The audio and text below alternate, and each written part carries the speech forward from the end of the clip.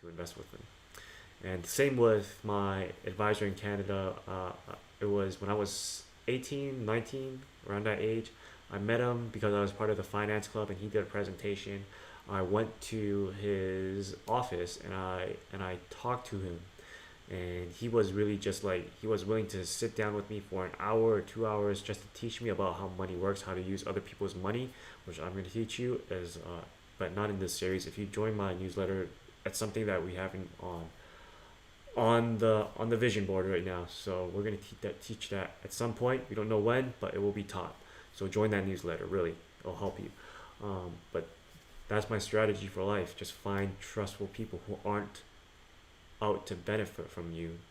What they benefit from is educating you first so you can make sound decisions for yourself, and hoping that you're willing to pay that back by leaving money with them for them to grow for you. So that's how like all these financial um, investment advisors really do. And it's really, you just have to, I'm not going to say that there aren't bad financial advisors, because there are people that are just really out to make a buck off you, but there are also a lot of people that are literally genuinely good-hearted people that want to help you, that want to help you make money, help your money grow, help protect you with emergency funds and stuff like that.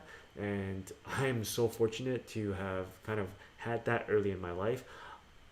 Before we get started, make sure to go over to the subscribe button, smash that subscribe button, and hit the notification bell to get any new updates from us. I promise you it'll be a lot of value. You'll learn a lot, you'll get a lot of tips and tricks that you can share with your friends to make you seem all the more smarter.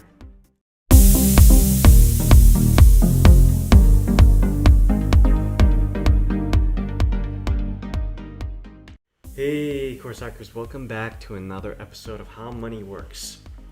Now, in the last episode, I left you with a little bit of homework to check what the current interest rate on a savings account is. And because I'm living in the US right now, I'm going to check our US rate. So if you Googled current interest rate of a USA savings account, you get 0.09%.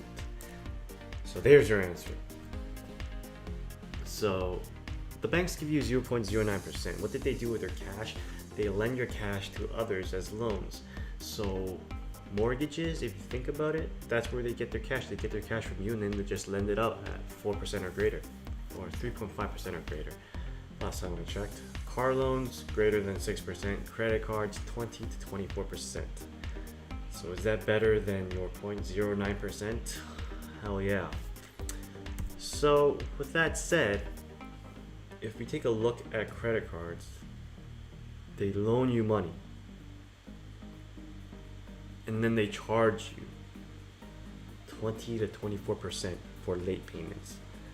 So when you're buying things on credit, if you don't understand how credit cards work, is the bank loans you the money and you swipe your card, they loan you the money to make the purchase, and you're just gonna pay them later, like in 30 days or something, or when the billing period ends. And if you have a balance that is held past that period, then you're gonna get charged for late payments. Interest will start building, and interest, the average interest for credit cards is around 15%. I think that's the lowest actually, but don't quote me on that. But mine is 20 to 24% for late payment, so it's quite a lot of money. So what they're doing is they're loaning you the money for 20 to 24%.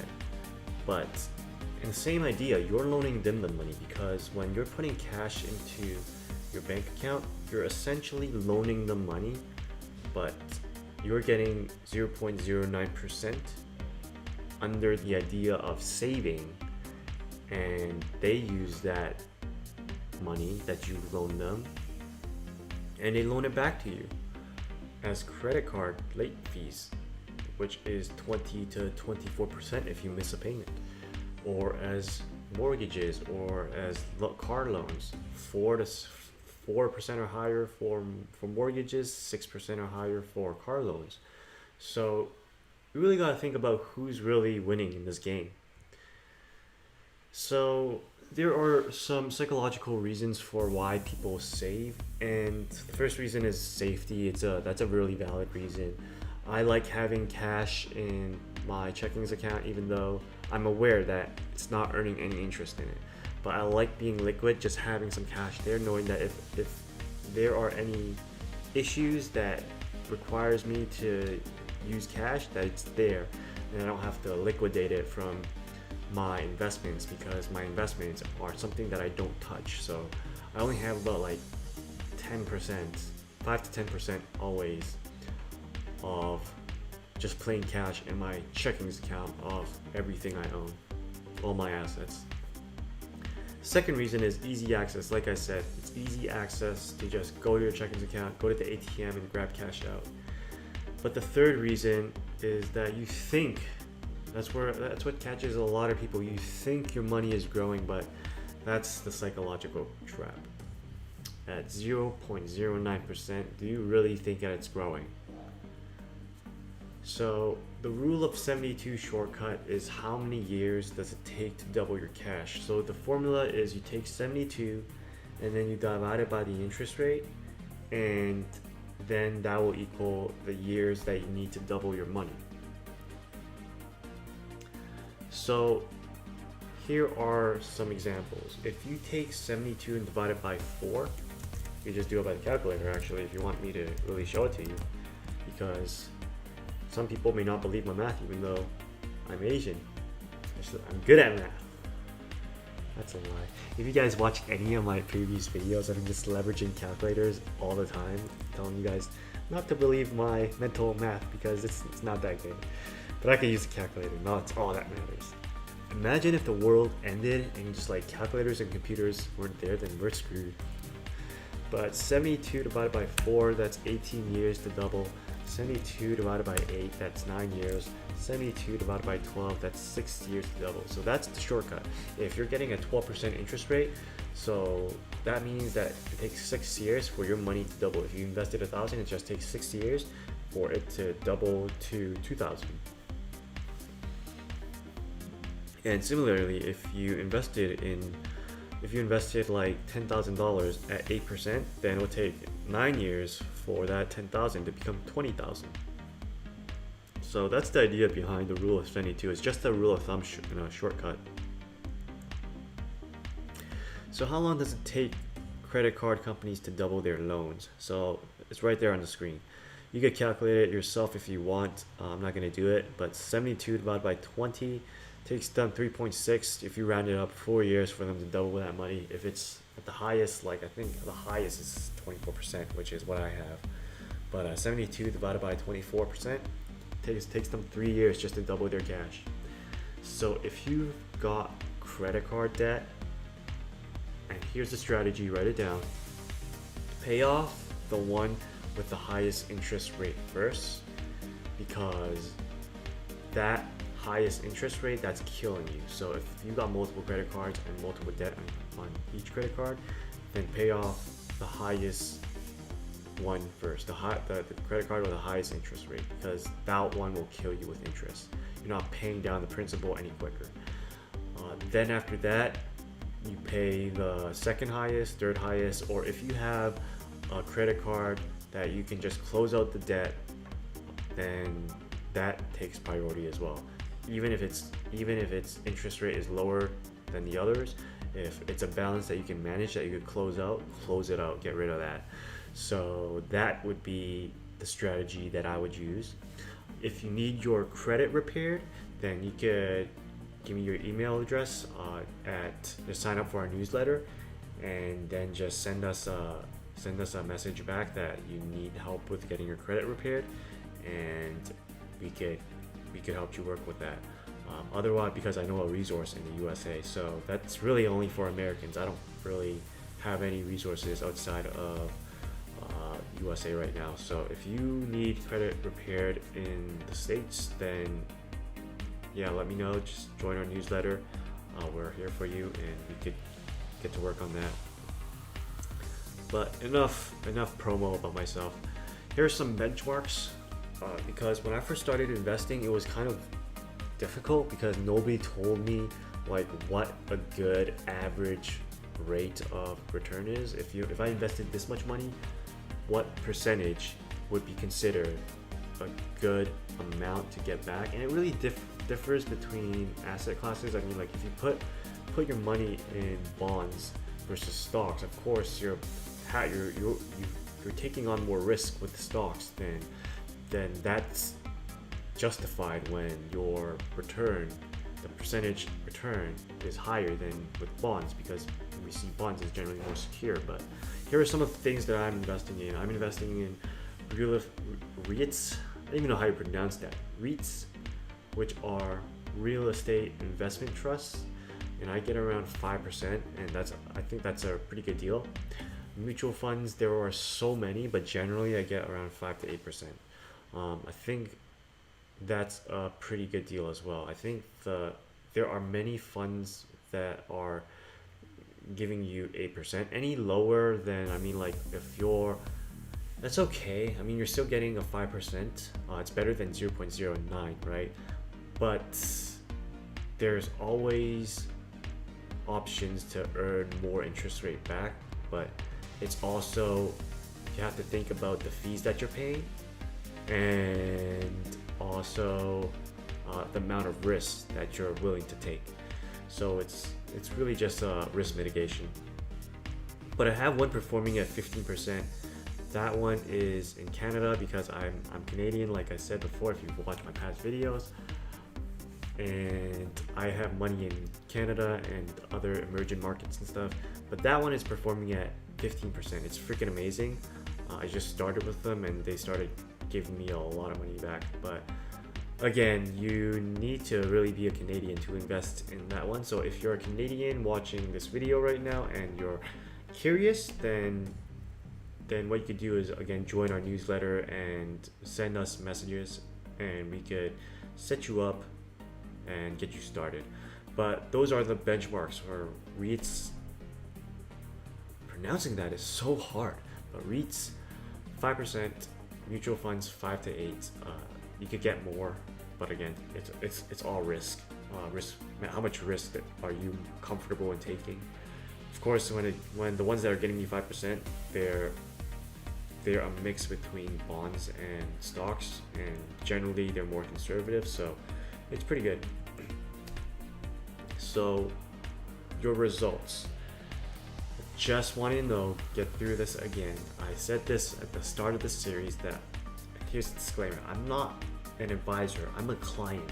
This is everything that my advisor has taught me, because I just ask him a lot of questions and he loves to educate people on their personal finance, because at the end of it, like I said, he educated me, and at some point I was like, man, he's really trustful. I trust him with my money, and that's how I ended up giving him my money to invest.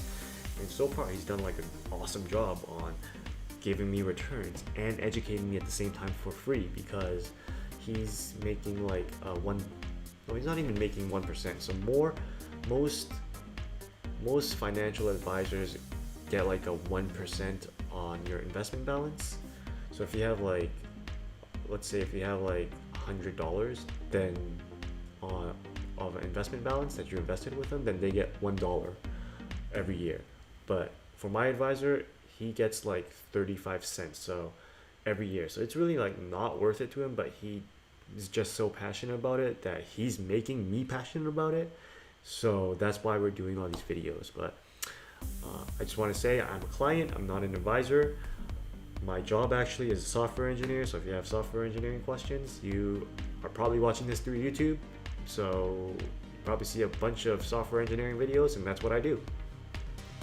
I don't pick my own funds and stocks, and like I said, I invest in a trustworthy financial advisors, and I trust them to do it for me right, correctly, and legally, and with the highest integrity possible, because you really just want to work with people with high integrity.